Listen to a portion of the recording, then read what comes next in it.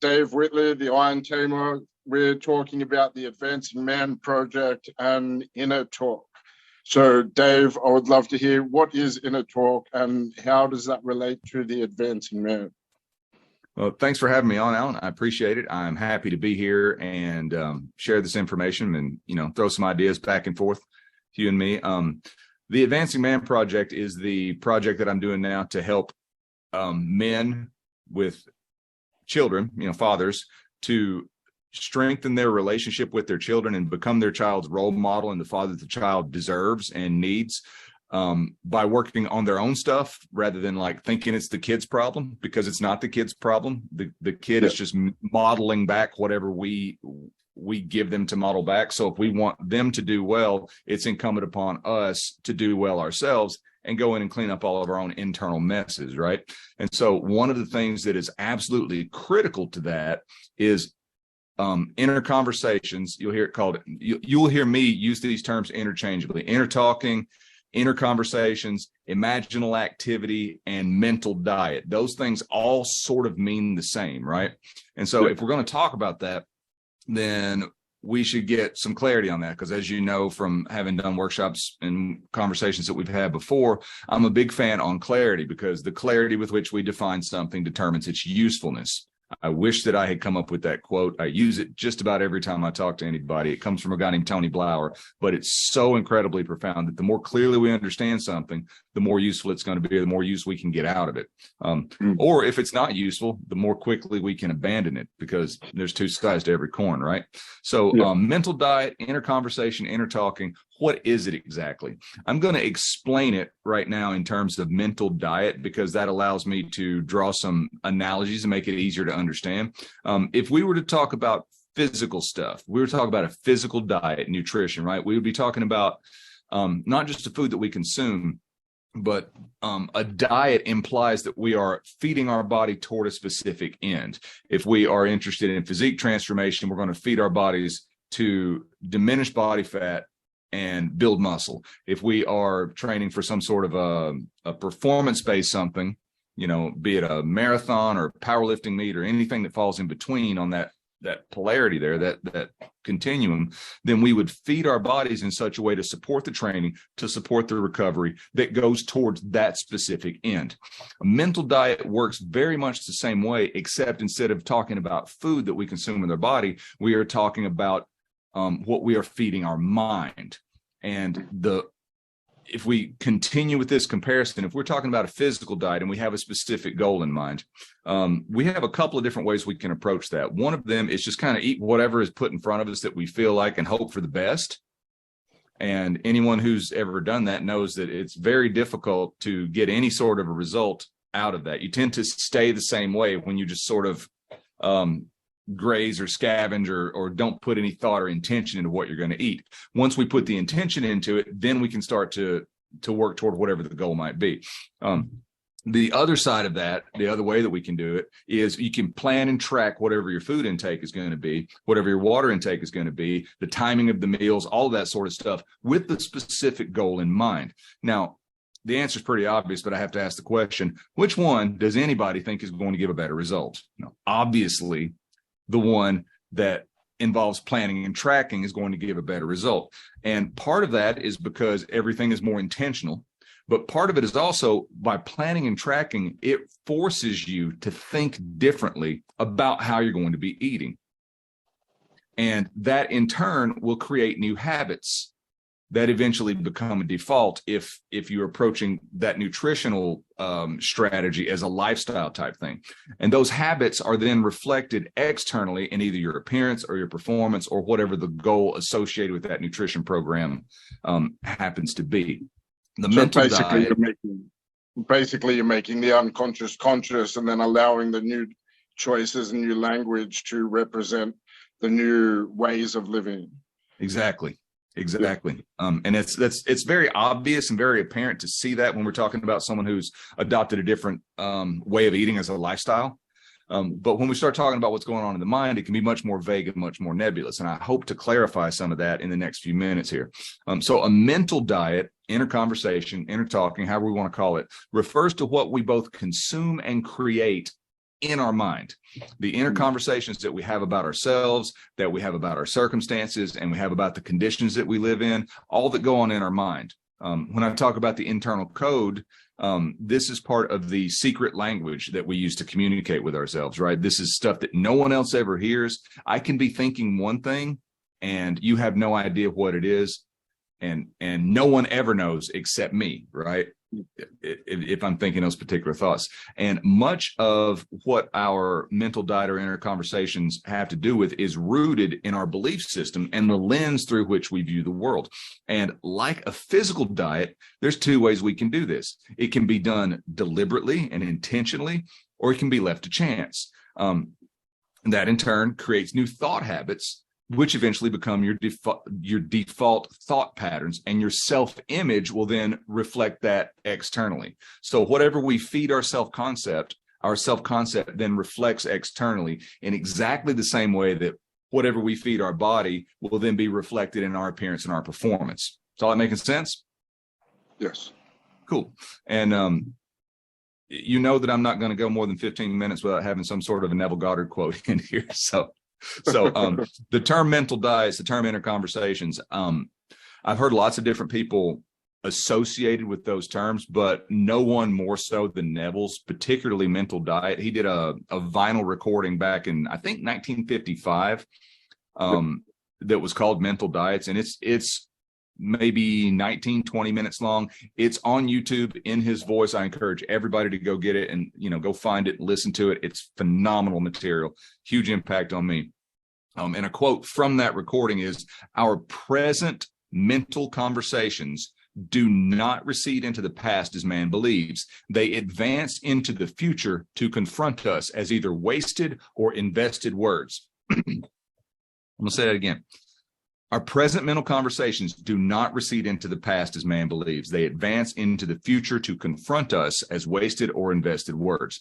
Put that another way, we're always thinking and having an inner conversation ahead of whatever the evidence is in our life. So if I'm looking at my circumstances and my conditions right now, if I pay attention and scrutinize my previous mental conversations well enough, I can find the root of whatever is going on with me right now, good, bad, or indifferent, right? Yeah. So to summarize that, is our present lives are the product of our past thinking. And logically, we can then infer that our future life is going to be the product of our present thinking.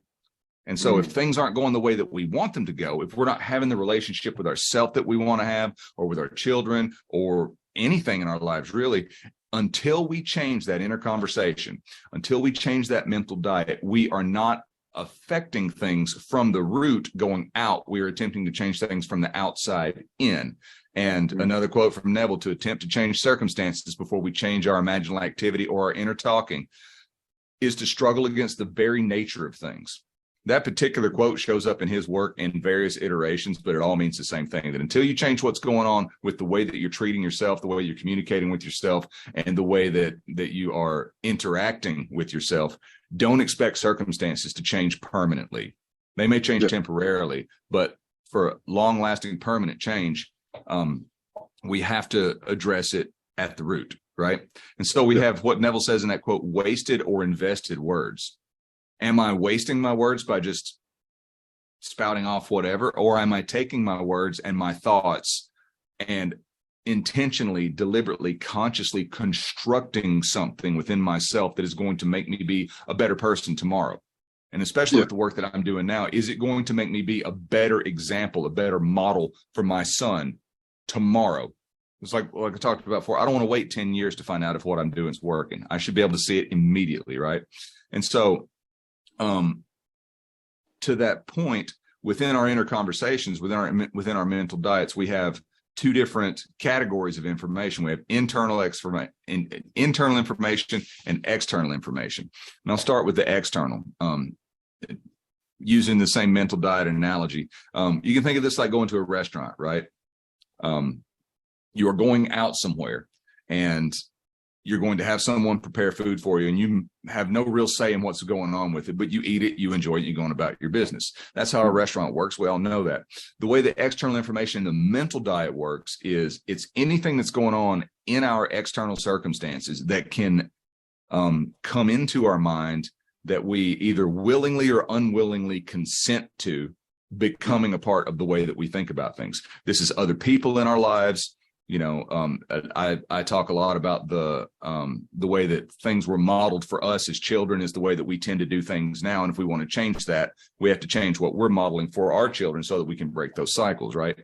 That's all about people. And it's not just parents. A lot of the emphasis of what I'm doing with Advancing Man Project has to do with stuff that we inherited directly from our parents, or in many, many cases, as you and I have talked about, a lack of a parent. Just a hole there where a parent should have been, which when that happens, it then gets filled in with stuff like entertainment sources and social media and news and the crazy people that live down the street or across the road. It's like I just maybe 6 weeks ago, it was chilly and I was out with my son. It was I'm not good on the conversions to Celsius. It was 45, 50 degrees Fahrenheit, not cold, but not freezing either. And I'm out in shorts and a t-shirt. He's out in shorts and a t-shirt. And I got scolded by an old woman because my son was going to catch the flu because we were outdoors and it was chilly to her. And I'm like, I appreciate your input, but thank you. I've got this, so that kind of stuff, especially with a kid, can just seep right into their subconscious. And then like, if you hear it enough when you're a kid, if you go outside and it's cold and like your hair's wet, you're going to get sick. You will eventually get sick because you believe that to the point that it affects you at the cellular level, right? The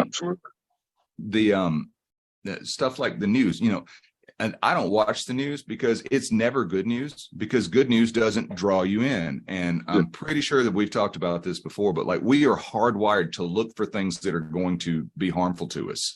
That is how we evolved. And that's how we wound up in the position that we are in right now. And so there's this thing in us that craves negative information because it wants us to be safe, right? But now we all live in relative safety compared to where we lived, 12, 15,000 years ago.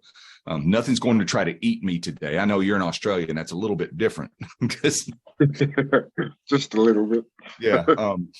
But you understand what I'm saying. There's really nothing that is a true immediate threat, but that's still wired into us as an evolutionary thing where we are looking for that. And so when we find that, we get a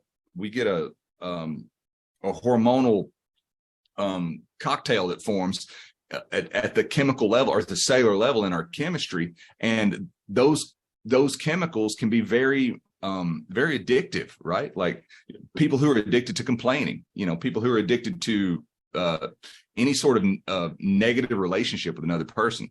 So that's all the external information that's coming in. And if we are not able to filter that, then we are by ignorantly giving consent to it to come in and dwell in our subconscious mind, right? And then we wind up believing one thing and yet believing something else that's completely opposed to it. And those two things start to bump up against each other. So I want to be this guy, but I believe this thing about the subject.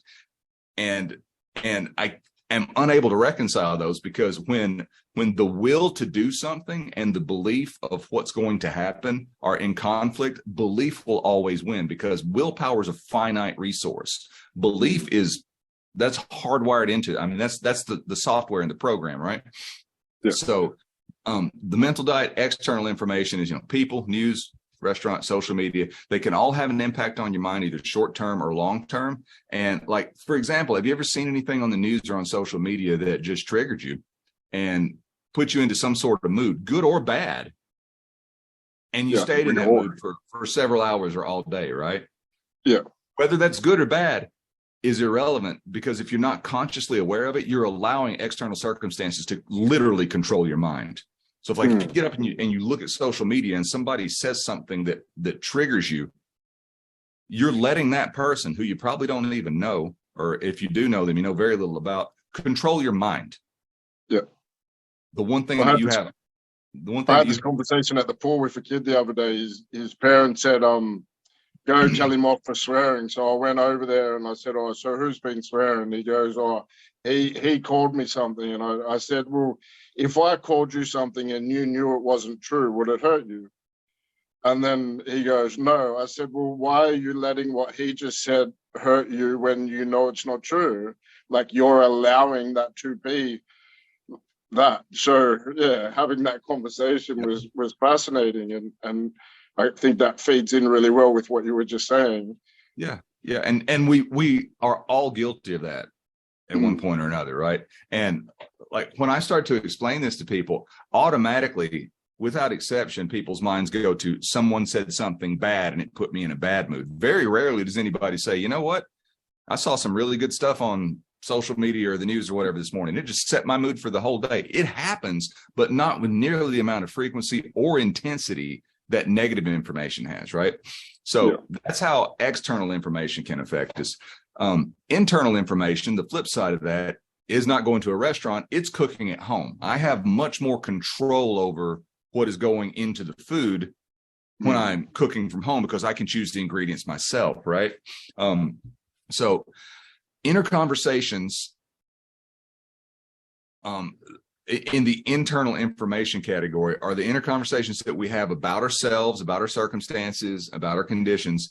And when we observe ourselves uncritically observe what we're really doing, how we're really reacting and responding, and how we're really processing and digesting this information, it can reveal a lot. You know, it's how you speak to yourself about yourself. And I ask this question just about every time I talk to anybody about this stuff. And that is, if you knew someone who spoke to you and about you the way that you speak to yourself and about yourself, would that person be on your side, or would they be out to get you and to stop you from doing what you want to do?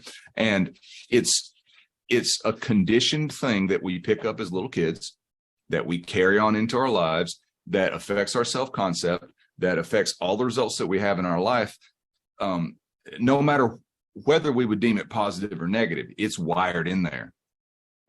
And the good thing is, once we understand that consciously, we can go in and educate our own selves and cure ourselves of our own ignorance through just like if you grew up eating nothing but cheese puffs and Tim Tams all your life, and you change to a healthy diet, then your body is going to reflect that. When we change to a healthy mental diet, our circumstances will reflect that as well. And even if nothing is immediately apparent to change on the outside, the person who changes that on the inside will start to think and feel and act like a different person. And then circumstances are inevitable to change, right?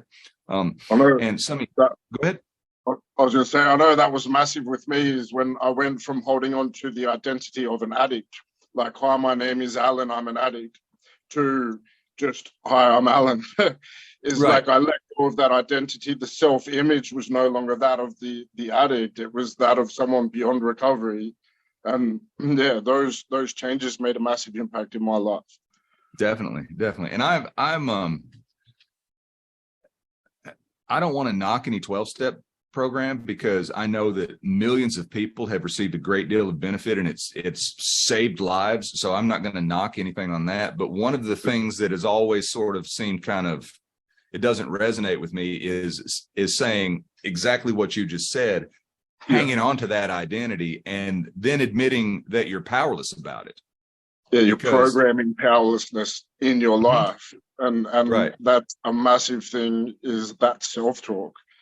Yeah. While we're having this conversation. Right. Yeah. And I'm not talking trash about anybody's recovery process or anything like that, because I've never been through that. I cannot speak with any authority on it. This is just an outsider looking at it. And if that kind of thing is keeping someone clean and sober and what they want to be, then by all means, more power to you. That's just something that I've noticed that doesn't sit with my own belief system. So, it's something I've noticed by the time that I spend in those meetings as well. But coming back to the subject of inner talk and the advancing man, is like, how can we use this self-talk and inner talk on ourselves so that we can be better parents? Sure. One of the things to start doing is uncritically noticing when we are doing these things ourselves, because conditioned responses are so habitual that very often we'll do it and not ever even notice it, right? And so like unkind inner talking is what I call it. Like if you make a mistake and you say, I don't know what's wrong with me, or I'm so stupid, or I'm so mad at myself, or I just hate myself because I did this thing, that's not helping anybody, right? And that just fuels guilt, and guilt fuels that, and then you wind up in this, cycle of that sort of stuff. That's pretty obvious, but some of the less obvious stuff is like with self-effacing humor. When people say stuff like, well, of course that happened to me, or it's just my luck, or my dumb ass should have known better than to try this thing, or something like that, even though it's kind of funny.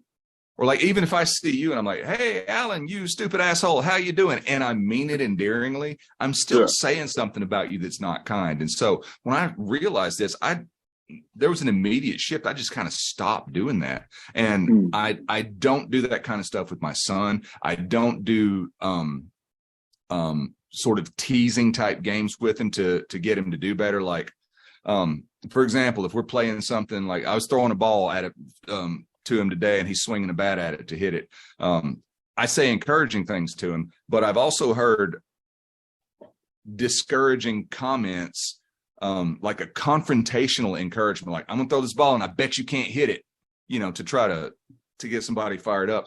In my experience, that winds up causing a ton of problems. That, like how often do we hear about someone who excels? I was watching the Battle of the Sexes about Billie Jean King and Bobby Riggs, just like literally a couple days ago. And here's Billie Jean King, and she's this tremendous tennis player. And then there's a scene where she's alone crying in the locker room because she at the time hadn't reconciled the fact that she was gay. And so she was carrying all of that, and maybe she's using that to fuel herself to be a great tennis player. I don't know, but I've seen that kind of stuff happen with people that I know personally. But to what end, though? Like, if you're miserable but you're great at something, then what good is it, right? And then stuff like deflecting a compliment. This is something that I'm very, very cognizant of with my son, is that when someone gives me a compliment, I say thank you. I express gratitude towards it, right? And so often I hear people, I say, like, for example, say, hey, Alan, I really like that shirt you're wearing. And you might reply with, this, I've had it for years, and, it doesn't really fit, and I only spent $2 for it, or that kind of stuff. Or you might say something to me, hey, I noticed that you got a haircut and it looks great. I'm like, yeah, I got it cut, but she kind of messed it up, and I don't like the way it looks over here on this side. And so just take the compliment, right? Someone's attempting to be kind. Take that. So much of what we see in the world right now is unkind. If someone offers some kindness, then take it, because it's not like there's a limited supply of it. There's just limited amounts of it being delved out, right?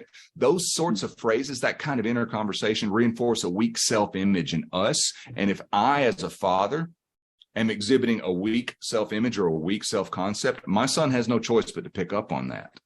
Yeah. No matter how many times I tell him he's strong and he's brave and he's smart, if I'm going around saying that I'm weak and I'm a coward and I'm stupid to myself, he's going to pick up on that vibe, and he's going to start lying to himself, right? And that's definitely what I don't want. Those weakening phrases, to go back to our mental diet analogy, is they're junk food. They're just mental junk food, and especially when we are using the words I am on the front end of something, because the words I am are literally a creative act. It is, I am declaring this as part of my identity. When I say I am, anything, I like to say anything that follows I am is a creative thought.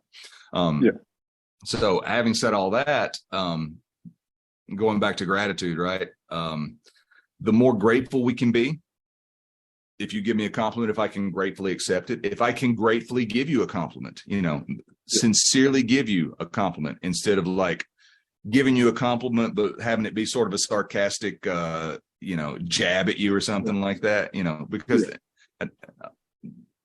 everyone understands the kind of stuff I'm talking about. Sure. Quote from Wallace Wattles from The Science of Getting Rich. The grateful mind is constantly fixed upon the best. Therefore, it tends to become the best. It takes the form and character of the best and will receive the best. So gratitude is the flip side of complaining, right? If you've ever had something happening like, well, I just love it when this kind of stuff happens, and you really mean that you hate it, you're literally reinforcing that in your mind to be in that state even more. You can't complain and be grateful at the same time, because it's the same energy directed in opposite directions, right? So if I'm complaining about something, I'm not being grateful. And if I'm being grateful, I'm not complaining. And no matter how horrific a situation could possibly be, almost always we can find some tiny little shred of something to be grateful for in it. And the flip side is true, of course, too, that no matter how great a situation is, some people are determined to find something that's bad about it, right? So gratitude is a vital part of the mental diet and inner conversation. And then the other part is forgiveness, right? The literal definition of forgiveness means to completely let go of something, to completely abandon it, right?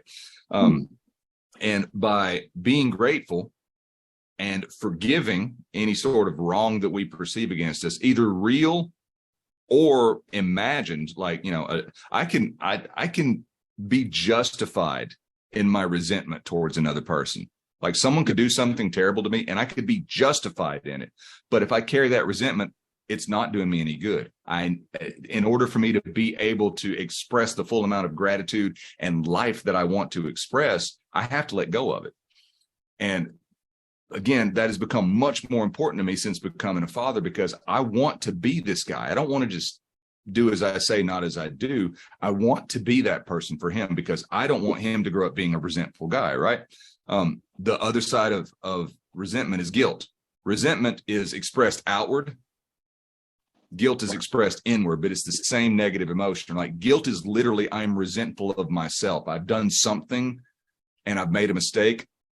And it could be legitimate or it could be something that I'm blowing out of proportion. But if I'm feeling guilty about it, I'm directing that resentment toward myself.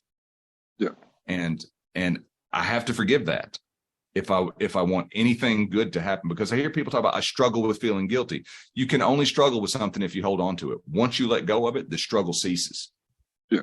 Reminds me of that picture where you've got the parent and her tongue's going down through the child and that tongue's coming out and they're speaking, is like when we're holding on to the guilt and we're not being able to let go, our kids are picking up on that and they develop the same traits, so that they end up holding on to their own stuff, but it's just a learned behavior.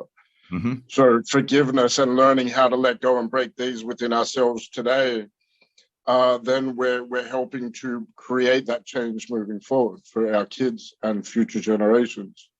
Definitely. It's powerful stuff, and I don't think it gets talked about enough. So I'm really glad that we had the opportunity to have this conversation tonight. Yeah.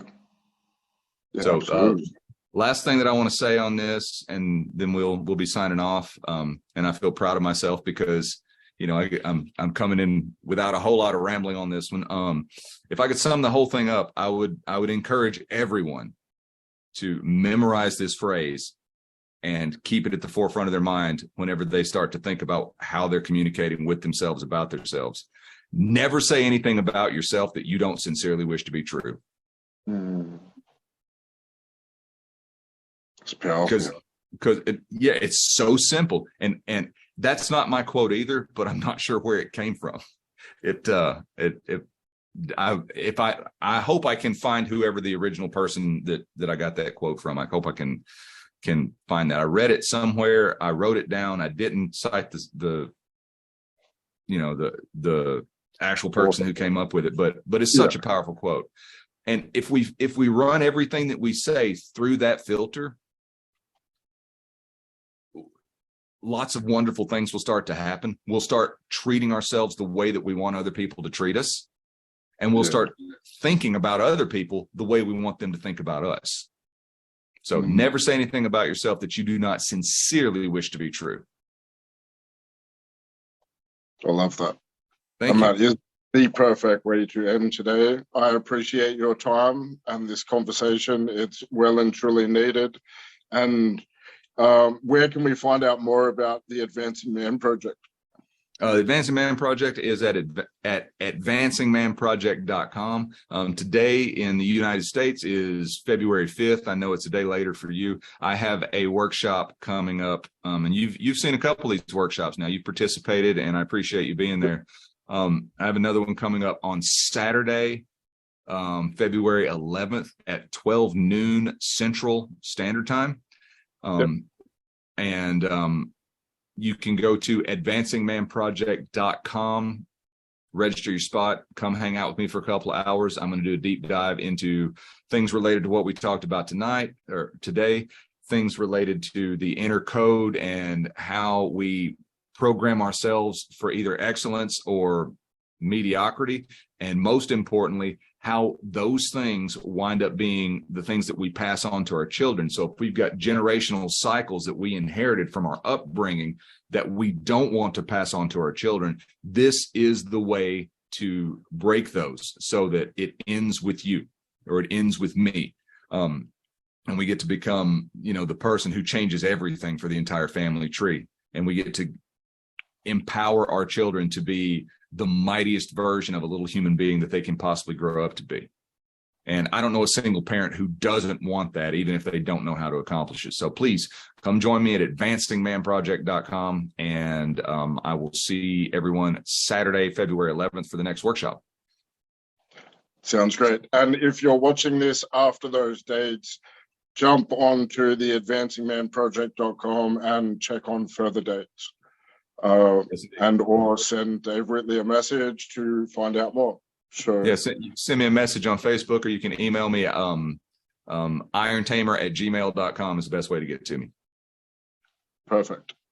Thank you very much. I appreciate your time. Thank you, everyone.